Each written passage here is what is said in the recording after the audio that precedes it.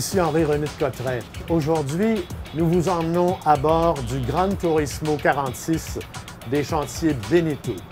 Celui-ci est une unité de 2017.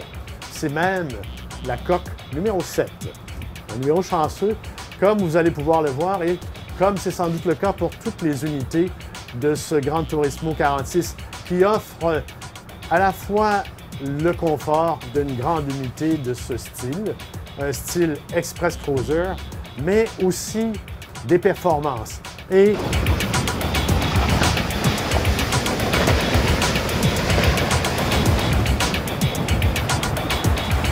en puissance et en douceur. Ce bateau-là est équipé de contrôle des gaz électroniques. Il faut faire très attention parce que ça répond très vite à la demande comparé au système à câble de bateaux plus petits. Ça veut. Yes. On a donc le maximum de puissance qu'on peut avoir sur ce Gran Turismo 46 avec ses IPS 600, hein, c'est bien ça? Effectivement, c'est la même motorisation qu'on a dans les Monte Carlo MC5, qui est 50 pieds. C'est un moteur qui est peut-être surdimensionné pour l'embarcation, mais c'est un bateau qui a une fonction d'un express cruiser très rapide.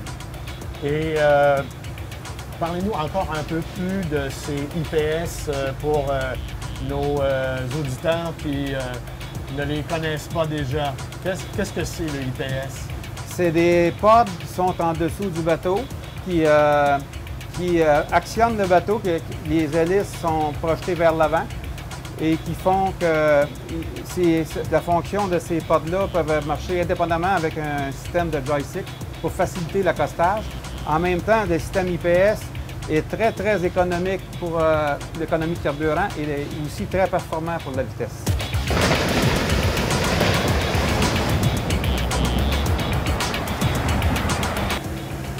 On voit tout de suite à l'accélération que le bateau a de la puissance en réserve, c'est pas très long. On peut calculer quoi, 4, 5 secondes avant que ce Gran Turismo 46 soit déjaugé.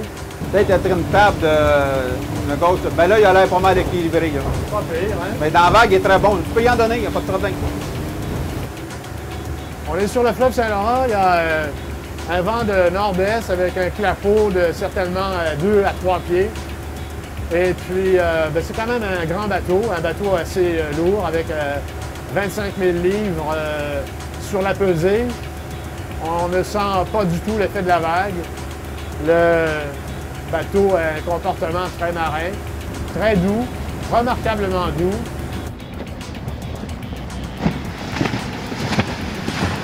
De 2016 et 2017, lui c'est un modèle 2017, ils ont innové dans leur système AirStep. Il y avait anciennement le système AirStep One, qui est de l'air forcé. Maintenant, avec la motorisation IPS, ça leur prenait un autre système. Donc, le système AirStep 2, ou 2, c'est un système que les bouches d'air sont à égalité à la ligne d'eau. Ils sont surdimensionnés par rapport à l'ancien système qui envoie une grosse masse d'air en dessous de la coque dans un tunnel de chaque côté pour enlever la friction entre la coque et l'eau. Il se permet de planer beaucoup plus vite et d'être très économique. Venir planer rapidement, venir monter en l'air. On ne perd jamais l'horizon. Oui, ça c'est bien fun.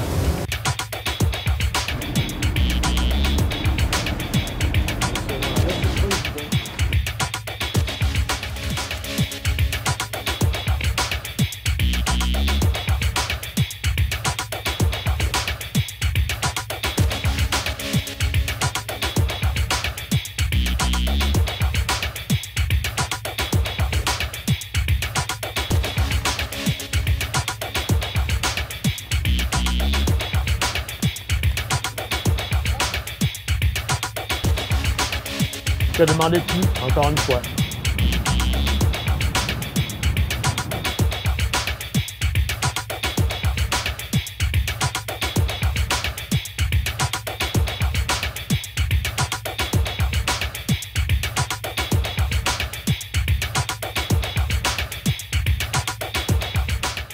Notre sortie à bord du Gran Turismo 46 de Beneteau s'est faite sur le fleuve Saint-Laurent à la hauteur de Sorel par des conditions moyennement venteuses, vent du nord-est de 15 à 18 nœuds, un assez bon clapot tout de même, mais rien qui ne pouvait déranger ce Gran Turismo qui pèse quand même 25 000 livres et qui filait à 3200 tours minute à 32 000 à l'heure et à 2800 tours minute, un peu moins, à 24 000 à l'heure. Et cela sans que l'on sente jamais d'à-coup de la vague. Ce bateau file à travers le clapot dans de telles conditions avec un tel aplomb qu'on ne se sent nullement importuné, dérangé, et tout cela avec des niveaux de bruit très raisonnables.